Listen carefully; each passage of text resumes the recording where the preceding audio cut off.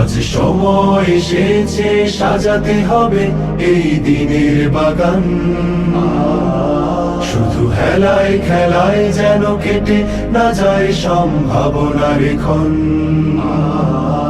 আজ সময় এসেছে সাজাতে হবে এই দিনের বাগান।